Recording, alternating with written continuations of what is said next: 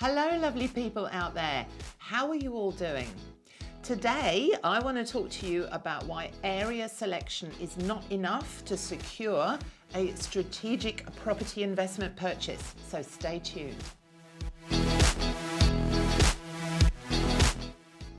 Hello, everyone. I'm Kate Hill, and I am here to give you the best unbiased and honest commentary about our property markets, along with some really awesome hints and tips. Now, it's one of those questions that I get asked all the time. What area should I buy in, Kate? Which area are you buying in for everyone, Kate? But it doesn't actually work like that when you are investing in property. There's a lot more to consider.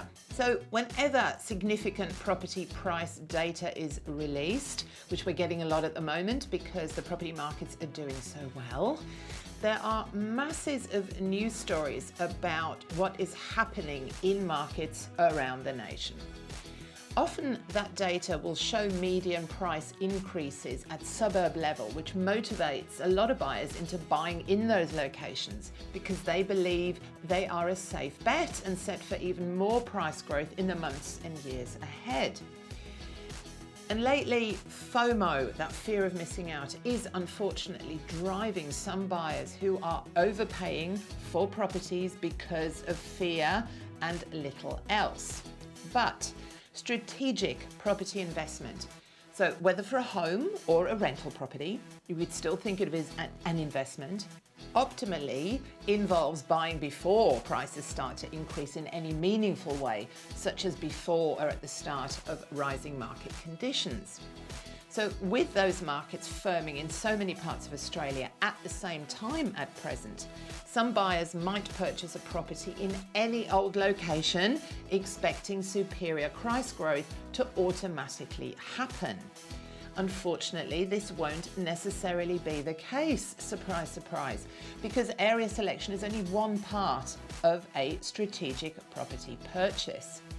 So likewise, in times of strong market conditions, the dreaded spruikers return and convince far too many unsuspecting victims to buy inferior properties at inflated prices by using that fear of missing out as a sales technique. So please be careful, everyone. So I've always been quite open about the areas where we help our clients buy a home or an investment property.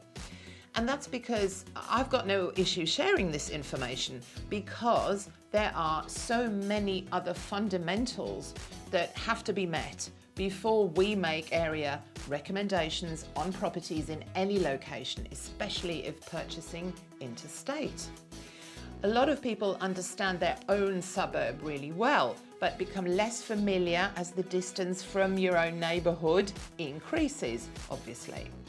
So this lack of knowledge often can put them off buying somewhere that might actually be more appropriate or more suitable for them, which of course is where the professional buyer's agent can assist.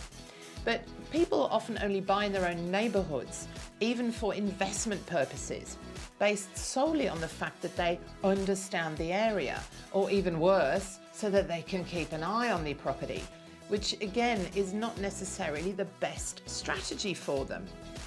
We all know that within every suburb there are superior and inferior locations because of elements like geographical features, traffic noise, development zones, school catchment areas, natural risks, flooding and bushfires. And on top of these, you have got further unseen factors such as the locations of housing commission properties. They're probably more seen than unseen, right? But local stigma, plans for a significant unit development, which can negatively impact future price growth. So within each suburb, you've got to research which are the best pockets to buy property in.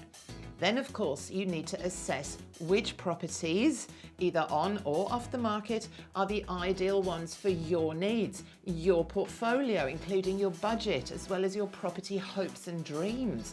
What's the right area and the right property for you? So you can see that you can't just take a scattergun approach here or adopt a mindset that any property will do in any location because property always rises in value.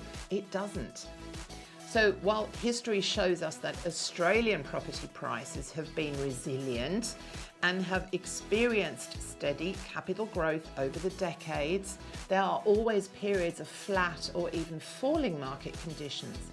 So this means that some buyers who buy now at the peak of a market or purchase a property in an inferior location for an overpaid price may have to wait a really long time to see any substantial capital growth.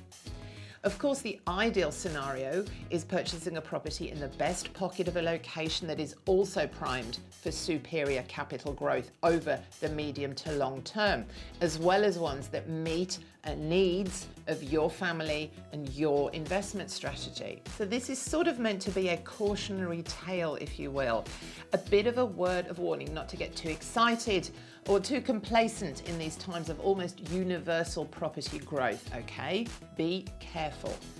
I'm going to keep you posted on all things property from around Australia as the year progresses. I'm giving you the best commentary and content here on this channel, so please, shameless end of video beg, hit that subscribe button. If you're enjoying my content, please hit the like button too. And you're going to get alerted if you hit that little bell down there, the notification whenever I post new videos up. I really appreciate your support, and I will see you really soon. Bye.